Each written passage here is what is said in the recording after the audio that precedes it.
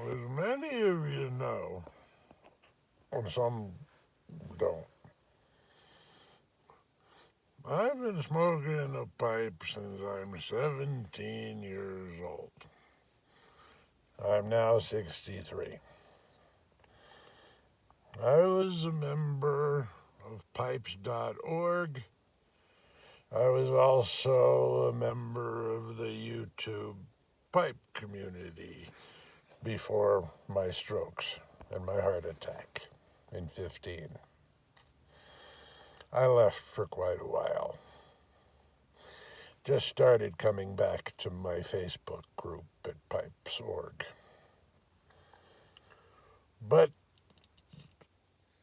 I was thinking the other day, one of the reasons I left is because I saw some pretty shishy things happen to the pipe world. And it got brought to my attention again. First, it was the basically running out of business of McClellan tobaccos. And I see now you guys are paying buku dollars for vintage McClellan. I was a very heavy fan of McClellan. One of my daily smokes was their Black Shag and their Sherlock series, and some others. I loved McClellan tobaccos. But, and I've also was a very heavy fan in the early days of Kramer's tobaccos. I used to drive into Beverly Hills a few times a year. Hell, when I worked up there, I'd even walk over and get some Kramer's tobaccos because they were hand blended. And they were very reasonable and very good tobaccos. When I moved to Denver in '89, one of the first stops I made was to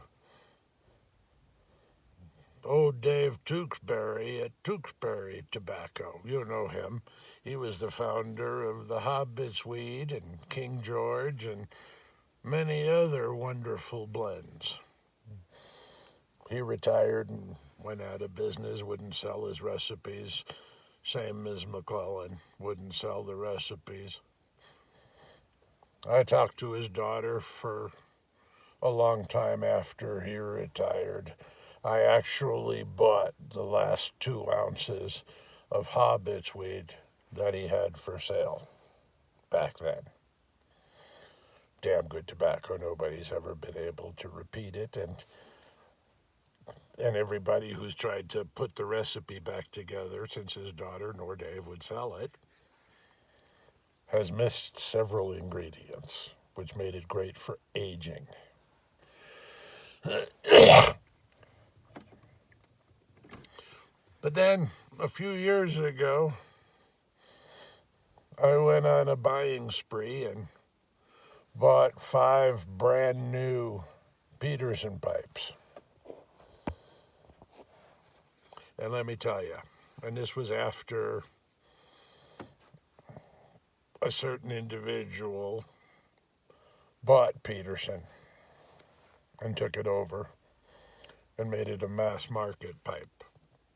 And their quality control went to crap. So I sold them all. I didn't like them. I kept my 1960s, 1970s Petersons for quite a while until after my second stroke, the mouthpieces just were way too big and the P-lip just didn't fit me anymore. So I sold them rather cheap.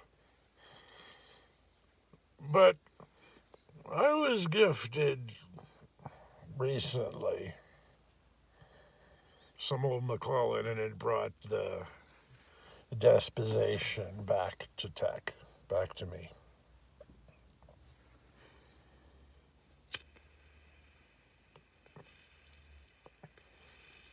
There's a reason you guys are finding mold and shit in Cornell and Deal tobaccos, who owns quite a few other brands, but they're not owned by Cornell and Deal anymore. Same company that owns Cornell and C&D and a few others, including an old friend of mine, Greg Pease. There's a reason for all of that. His name is Sykes Wilford. He owned smoking pipes. He divided into whatchamacallit. He bought Peterson. He's buying other stuff and runs everything. He runs smokingpipes.com, which is still a good website for buying Gowith tobacco, which is one of my favorites. Gowith wouldn't sell out, but they still carry them, and Gowith is a wonderful tobacco. I smoke Dark Bird's Eye during the winter months like crazy. I can go through a pound in 2 or 3 months. But the purpose of this is if you find mold in your C&D, if you find defects in your Peterson, etc., you'll realize soon why. It's called mass production. The smaller tobacco houses got eaten up. Some sold out, like Kramer's. Others, like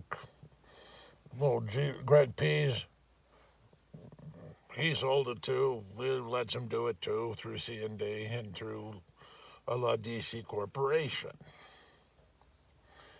And for me, that was wrong. And why I left the YouTube pipe community, because I saw underhandedness and monopolization in the pipe world that I didn't like seeing.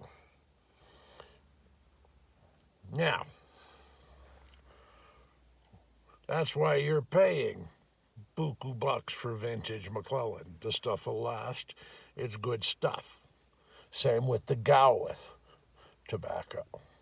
Same with McBaron, which, I love McBaron tobaccos. I loved a lot of them. Wish some of them would come over here. I can still get a McBaron tobacco at my local grocery store. I like that. I like the small blenders who don't sell out, who still make good stuff. But if you wonder why you're getting all these problems, it's because a good pipe smoker that I never got a chance to meet Sykes, but apparently he was a good guy, and I probably would have liked him. But I see the quality control going downhill, and that's mass market production. Pipe smoking was not meant to be a mass market thing. We're a very cliquish market. So just be aware that these things are happening or have happened. If you like it, that's fine. If you don't, like me, I'll stick with McBaron, I'll stick with Sam Gowith. Both companies make wonderful tobacco products. I'm just not a fan of mass market. So, tell me what y'all think. Peace out.